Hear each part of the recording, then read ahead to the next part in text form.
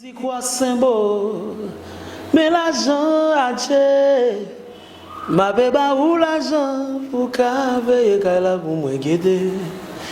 Guider ni beau, mais l'argent. Bonjour, je suis Jeff Tessin-Termo, écrivain, musicien, chanteur, compositeur. Je suis né en Haïti. C'est un grand plaisir pour moi d'être avec vous aujourd'hui aux rencontres Africa 2020 en Bretagne.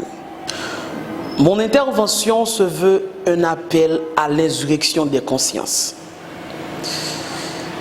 Une façon de clamer l'urgence de la beauté et aussi de la justice puisqu'elle écoute. Comme dirait Césaire, aux portes de la beauté. Une façon de clamer l'urgence même de l'art. L'art a toujours été un moyen d'inventer ou de réinventer le monde.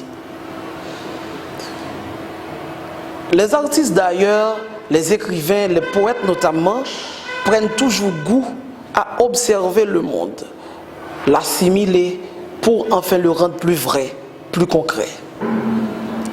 L'art permet de rester debout. La culture en général permet de rester debout. Pour être d'avis avec moi, il suffit de se poser une toute petite question. Qu'est-ce qui restera après que les fléaux auront moissonné les vies humaines? Pardonnez-moi si j'ai tort, mais il restera la culture. La culture comme soubassement organique d'une nation, d'un peuple.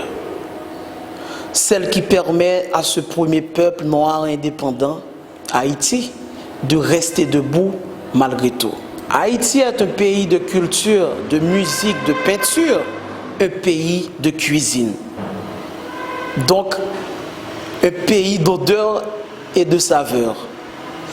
La musique populaire, j'aurais tort de ne pas en parler un peu, a joué un rôle majeur dans la lutte pour le renversement du régime duvalieriste. Parmi les grandes figures de la musique engagée en Haïti, je cite Mano Chalmagne, de son vrai nom Emmanuel Chalmagne. La musique populaire a toujours été en prise avec le pouvoir. Elle constitue un moyen d'expression particulièrement critique pour les faibles. Elle interpelle les consciences et elle forme l'opinion populaire. Et parler de musique, de peinture, de littérature, je dirais, de cuisine, même si je n'en parle pas en profondeur, c'est faire comprendre que la culture haïtienne n'est pas seulement une culture de sang.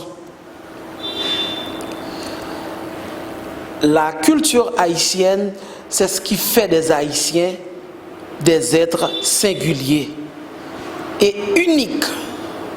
Ce peuple apprend si bien la leçon de Jean Price-Mas qui eut à dire « Nous n'aurons de chance d'être nous-mêmes que si nous ne répudions aucune part de l'héritage ancestral. » Cette leçon est de Jean Price-Mas. Cet héritage, c'est la culture. Et de cette culture, il est toujours ce point presque imperceptible, mais pourtant si lumineux. C'est la beauté. La beauté, celle dont je parle ici notamment, s'explique bien par ces mots de Jean Price-Mas. L'Haïtien est un peuple qui danse et qui est résigné à son sort. Ni l'injustice, ni la souffrance ne lui sont éternelles. Rien n'est vraiment désespérant, car Dieu est bon. Ce Dieu qui est si bon se révèle dans le bon voisinage. Cette culture de charité, de partage d'amour. Mais plus près des écrivains, des artistes, une citation d'Homère explique bien comment la beauté a toujours volé au secours de ce pays. Homère dit bien Si les dieux nous envoient des malheurs, c'est pour que nous en fassions des chants. Les écrivains savent bien transformer les malheurs en chansons. Ils se complaisent toujours à poétiser ces malheurs-là.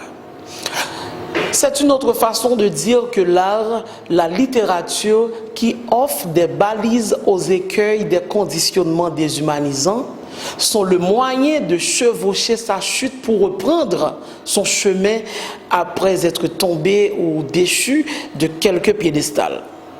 C'est à Franck Etienne que reviennent ces mots. S'il arrive que tu tombes, apprends vite à chevaucher ta chute. Que ta chute devienne ton cheval pour continuer le voyage.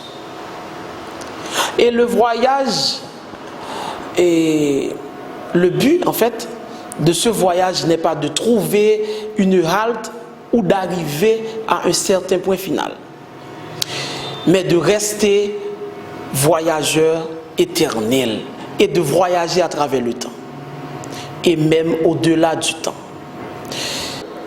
L'art permet ce voyage, cet heureux voyage.